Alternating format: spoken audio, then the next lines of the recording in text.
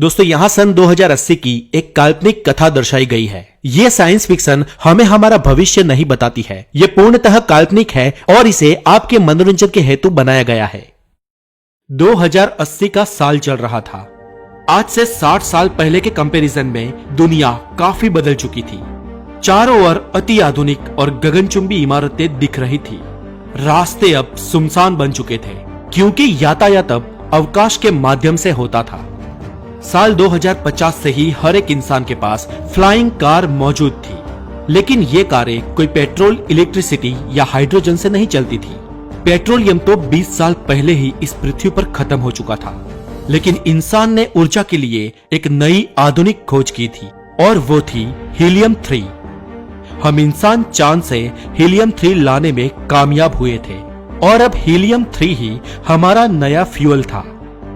पृथ्वी के आसपास बहुत सारे स्पेस स्टेशन खड़े थे।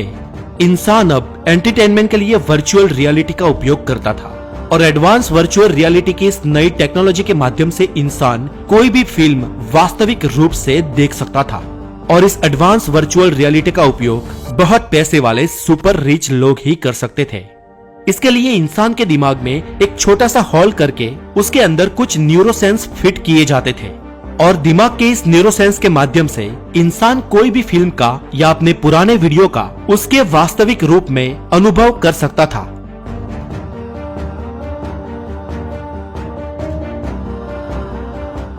सिस्टम अब बहुत एडवांस बन चुकी थी। बाइनरी कंप्यूटर्स को तो सालों पहले श्रद्धांजलि दे दी गई थी। उसके बाद क्वांटम कंप्यूटर्स ने सालों तक राज किया और अभी सुपर क्वांटम कंप्यूटर्स का जमाना है। मोबाइल फोन भी खत्म हो चुके थे और अभी हाथ और अंगूठे के अंदर लगाई चिप के द्वारा एक ही क्लिक से इंसान एक दूसरे से बातें करते थे। अगर कोई ऑनलाइन शॉपिंग करे तो ड्रोन के माध्यम से सिर्फ 10 मिनट में वस्तु उसके घर तक पहुंच जाती थी।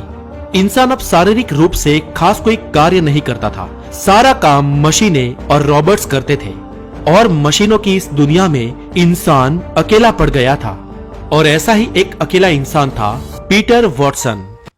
ये पीटर वॉटसन यानी आज की इस आधुनिक दुनिया का सबसे अमीर इंसान। पीटर की कंपनी ह्यूस्टन में स्थित थी और वो इन मशीनरीज के लिए हार्डवेयर और पार्ट्स बनाती थी। पीटर भी कभी फैमिली मैन हुआ करता था, लेकिन आज से करीब 15 साल पहले उसकी पत्नी का देहांत हो चुका था। उस वक्त पीटर की उम्र करीब 35 साल थी और आज वो 50 साल का हो चुका है। कोइंसिडेंटली आज पीटर की वेडिंग एनिवर्सरी भी थी और आज उसे अपनी पत्नी की बहुत याद आ रही थी। अपनी पत्नी के गुजर जाने के बाद पीटर ने पिछले 15 साल में ना तो अपना बर्थडे मनाया था और ना ही कोई बड़ा सेलिब्रेशन किया था।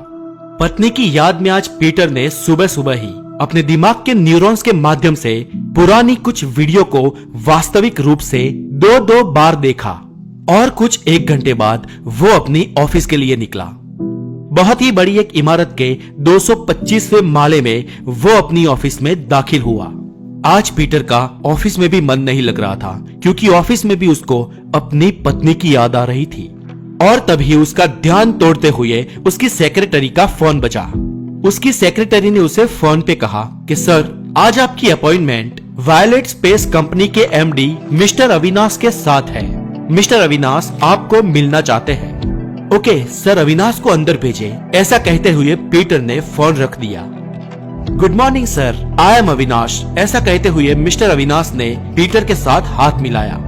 Yes mister Avinash, please seat. ऐसा कहते हुए पीटर ने मिस्टर अविनाश को बैठने के लिए कहा। हमारी कंपनी वायलेंट स्पेस आपके लिए एक एक्स्ट्रा ऑर्डिनरी ऑफर लेकर आई है और सर, जैसे ही आप इस ऑफर को सुनेंगे आप खुशी के मारे झूम उठेंगे। यस मिस्टर अविनाश, आपकी कंपनी वायलेंट स्पेस ही है जिसमें मेरी पत्नी रोजी काम करती थी, इसलिए मेरी दुखद यादों को ताजा कराने के लिए और ऊपर से मुझे झूम उठाने के लिए आपका धन्यवाद। पीटर तिरछी नजर करते हुए कटाक्ष में बोला। अरे नहीं सर, ऐसा नहीं है।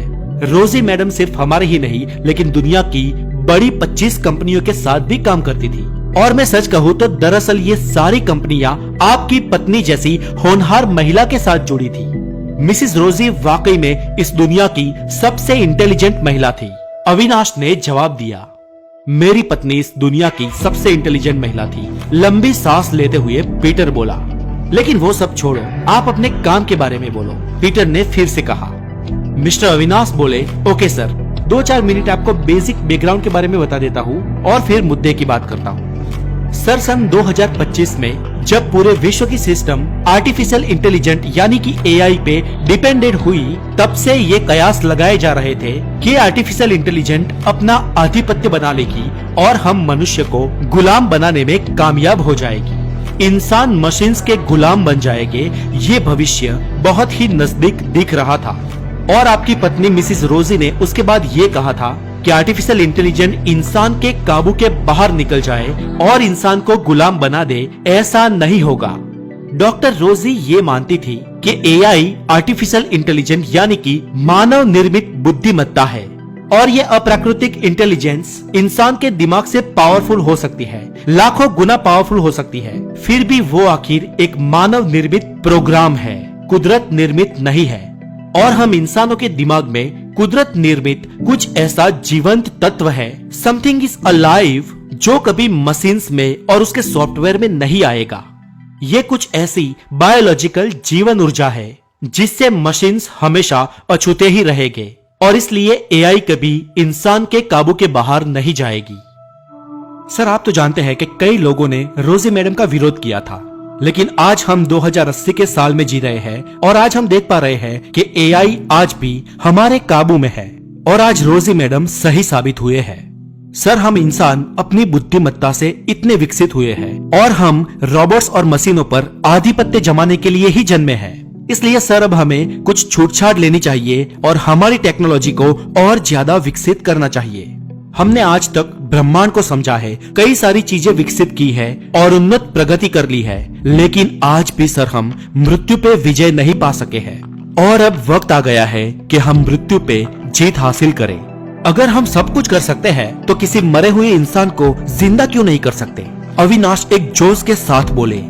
मतलब आप कहना क्या चाहते हैं मिस्टर अविनाश? पीटर आश्चर्यचकित होकर बोले। सर, अगर सीधी बात करूं तो हम मिसिस रोजी को जिंदा करना चाहते हैं, हम उन्हें वापस लाना चाहते हैं। सॉफ्टवेयर इंडस्ट्री को उनकी जरूरत है और सर आपको भी। नो, इट्स इम्पॉसिबल, ऐसा कैसे हो सकता है? पीटर जरा उग्र स्वर से बोले। सर, हमने सालों की मेहनत से इस इम्पॉसिबल काम को पॉसिबल कर दिखाया है। हमने एक हाई फ्रीक्वेंसी स्पिरिट इंजन को तैयार किया है और जैसे कि हम सब जानते हैं, ये ब्रह्मांड स्पेस टाइम की एक चादर से बना है और इस चादर के बीच ऑब्जेक्ट जितना मैसिव होगा वो उतना ही गहरा खड्डा बनाएगा और स्पेस टाइम के खड्डे में समय और प्रकाश दोनों कर्व हो जाते हैं, मुड़ जाते हैं। और सर, हमारा ये नया मशीन स्पेस टाइम को काफी हद तक मरोड़ देगा और तब एक छोटा सा नैनो ब्लैक होल पैदा होगा। सर, जैसे ही हम इस ब्लैक होल में कोई इंफॉर्मेशन इनपुट करेंगे, ये ब्लैक होल एक आत्मिक फ्रीक्वेंसी को आउटपुट करेगा और ये सब हॉकिंग्स रेडिएशन सिद्धांत पे होगा। सर, हम ये मानते हैं कि ब्लैक होल जो हमें आत्मिक एनर्जी या आत्मिक फ्रीक्वेंसी का आउटपुट देगा, वो किसी मरे हुए इंसान की आत्मिक फ्रीक्वेंसी होगी। सर, पूरा ब्लूप्रिंट तैयार है, पूरी थियरी तैयार है। आज तक ऐसा किसी ने किया नहीं है, लेकिन हम आज ये करने जा रहे हैं। अविनाश ये कहते हुए बहुत ही उत्साहित थे। मिस्टर अविनाश, मुझे आपकी बात पर विश्वास ही नहीं होता। क्या मैं अपनी वाइफ को फिर से देख पाऊंगा? पर आखिर वो कैसे? और अब तो उसका शरीर भी नष्ट हो चुका है। और आप जिस आत्मिक फ्रीक्वेंसी की बात कर रहे हैं, जिसे माइक्रो ब्लैक होल आउटपुट करेगा, वो रोजी की ही होगी, ऐसा आप कैसे कह सकते हैं? पीटर के मन में अब अपनी पत्नी को मिलने की महत्वाकांक्षा जागी थी। सर, मैडम रोजी खुद एक आर्टिफिशियल इंटेलिजेंट एक्सपर्ट थे और उन्होंने अपनी आत्मिक फ्रीक्वेंसी पे बहुत काम किया था और उन्होंने इसे एक जगह पे स्टोर करके भी रखा था। सर, आपकी वाइफ की वॉइस फ्रीक्वेंसी, उनकी हार्ट बीट्स, उनकी डीएनए प्रिंट, उनकी रेटिना और उनकी मेमोरी, ये सारी चीजें एक सुपर स्टोरेज में सेव की हुई है और हम उस नैनो ब्लैक होल में इसी इंफॉर्मेशन को डालने जा रहे हैं। सर, आप विश्वास रखें, उसमें से जो आउटपुट निकलेगा वो मैडम रोजी की ही आत्मिक फ्रीक्वेंसी होगी। सर, इस फ्रीक्वेंसी को हम एक क्वांटम सुपर कंप्यूटर में सेव कर लेंगे और ये क्वांटम सुपर कंप्यूटर ही रोजी मैम होंगे। क्या वाकई में ऐसा हो सकता है? रोजी उस कंप्यूटर में आ सकती है और मैं अपने दिमाग के न्यूरॉन्स उस कंप्यूटर के साथ कनेक्ट करके उससे मिल सकता हूँ? जी सर, ठीक ऐसा ही होगा। और सर, इसके लिए हमें एक पूरी सिस्टम बनानी होगी और नैनो ब्लैक होल क्रिएट करने के लिए हमें बहुत सारे पैसों की जरूरत है। लगभग आपकी टोटल संपत्ति के 75% हिस्से की हमें आवश्यकता है सर। पर आप चिंता ना करें, ये पैसे इस टेक्नोलॉजी के आ जाने के बाद हम वसूल लेंगे। और एक बात कि ये नैनो ब्लैक होल पूर्णतः सुरक्षित है और इस पर हमारा पूर्ण कंट्रोल होगा, अविनाश ने हाथ आगे करते हुए बताया। पीटर ने उनके साथ हाथ मिलाया और अपनी हामी भरी। प्रयोग का दिन, लोग उत्साहित हो चुके थे। सारे न्यूज चैनल में एक ही बात चल रही थी कि हम इंसान आज से मृत्यु पर विजय पा लेंगे और आज इंसानियत पहली बार किसी मरे हुए इंसान को जिंदा करेगी। और वहां ह्यूस्टन शहर की एक अत्याधुनिक लेबोरेटरी में यह प्रयोग शुरू हुआ। सुबह 9 बजे से शुरू हुआ यह प्रयोग शाम को 5 बजे तक चला। पीटर बाहर ही खड़े थे। कुछ देर बाद वैज्ञानिकों ने उस नैनो ब्लैक होल में से एक फ्रीक्वेंसी को आउटपुट होते हुए महसूस किया। अविनाश ने तात्कालिक पीटर को बुलाया। पीटर अंदर गए और पीटर के दिमाग के न्यूरॉन्स को उस सुपर कंप्यूटर के साथ कनेक्ट किया गया। पीटर अब क्वांटम कंप्यूटर की आभासी दुनिया में थे। पीटर ने उस दुनिया में यहाँ वहां देखा, उनको कुछ नजर नहीं आया, लेकिन कुछ देर बाद सामने से एक रोशनी और आवाज आती हुई दिखाई दी। ओह माय रोजी, पीटर आश्चर्यचकित थे। डार्लिंग, मैं तुम्हें सालों के बाद देख रहा हूँ, मुझे अपनी आंखों पर विश्वास नहीं हो रहा। पीटर को सामने रोजी की ही लेकिन एक धुंधली आकृति दिखाई दे रही थी, लेकिन ये आकृति उन्हें दुखी लग रही थी, बेहद दुखी। डियर, क्या हुआ? तुम इतनी दुखी क्यों लग रही हो? पीटर ने रोजी का हाथ पकड़ते हुए कहा। पीटर, ये तुमने क्या किया? तुम्हें ऐसा नहीं करना चाहिए था, रोजी बहुत दुखी स्वर के साथ बोली। पीटर ने आश्चर्यचकित होकर रोजी से पूछा, क्यों? मैंने ऐसा क्या कर दिया?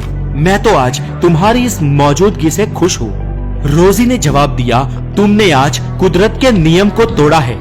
लेकिन डियर, मैंने ये सब कुछ तुम्हारे लिए किया, तुम इस दुनिया में वापस आके खुश नहीं हो? पीटर ने पूछा।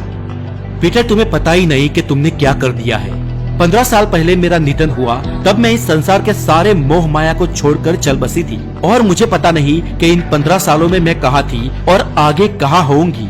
लेकिन कुदरत के नियमों के अनुसार मुझे आगे बढ़ना था, मेरी आत्मिक गति निश्चित थी, लेकिन तुमने मुझे यहाँ बुलाकर इस गति में अवरोध पैदा किया है। और ये सब तो ठीक है, लेकिन पीटर, तुमने इससे भी बड़ी गंभीर भूल की है। मैंने भूल की है? रोजी, ऐसा तो क्या किया है मैंने? पीटर बोला। पीटर, तुझे पता है, जब मैं जिंदा थी तब मैंने कहा था कि ये आर्टिफिशियल इंटेलिजेंस, रोबोटिक कंप्यूटर्स या रोबोट इंसानों को कभी गुलाम नहीं बनाएंगे, वो हमें कभी अपनी बंदिशों में नहीं बांध पाएंगे। पता है मैंने ऐसा क्यों कहा था? क्योंकि कुदरत ने हम इंसानों के दिमाग में कुछ ऐसा दिया था जो इन सॉफ्टवेयर या मशीन में नहीं था और कभी आ भी नहीं सकता था। हम इंसानों को कुदरत ने कुछ जीवन तत्व दिया था। और पीटर, तुम्हें पता है वो जीवन तत्व क्या है जो हम इंसानों को मशीन से अलग करता है? वो है खुद के होने का एहसास। हमारे अस्तित्व का एहसास ही है जो हमें अलाइव बनाता है, और खुद के होने का एहसास ये मशीन्स में कभी नहीं आएगा, ऐसा मैं मानती थी। लेकिन आज देख लो पीटर, तुमने मुझे गलत साबित किया है।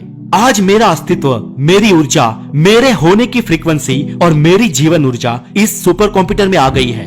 आर्टिफिशियल इंटेलिजेंस को जो एहसास नहीं करवाना चाहिए था, वो एहसास आज तुमने करवा दिया है। ये नहीं हो सकता, ये मैंने क्या कर दिया? पीटर डरते हुए बोला। हाँ पीटर, विश्व के सबसे अमीर इंसान होने के नाते तुम्हारी कुछ जिम्मेदारियां थी, लेकिन तुमने ये गलती करके इस दुनिया को बदल दिया है।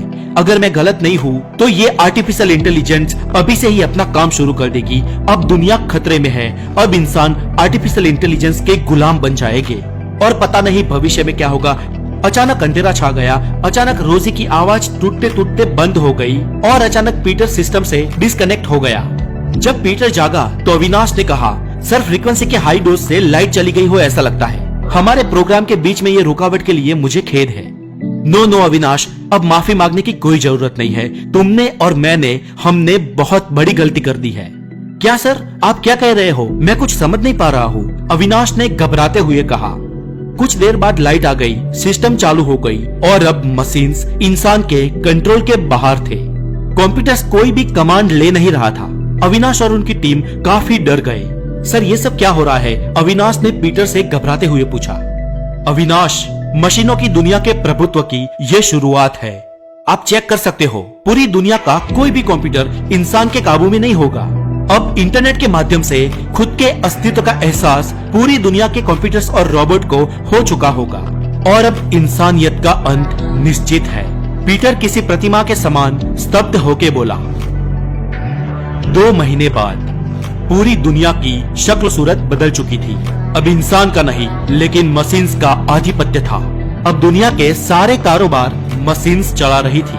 अमीर और गरीब का कोई भेदभाव नहीं था, क्योंकि अब सारे मनुष्य मशीन्स के गुलाम थे और रोबोट्स ने विश्व स्तर पर अपनी आर्मी बना ली थी और ये रोबोट्स इंसान को कंट्रोल करते थे।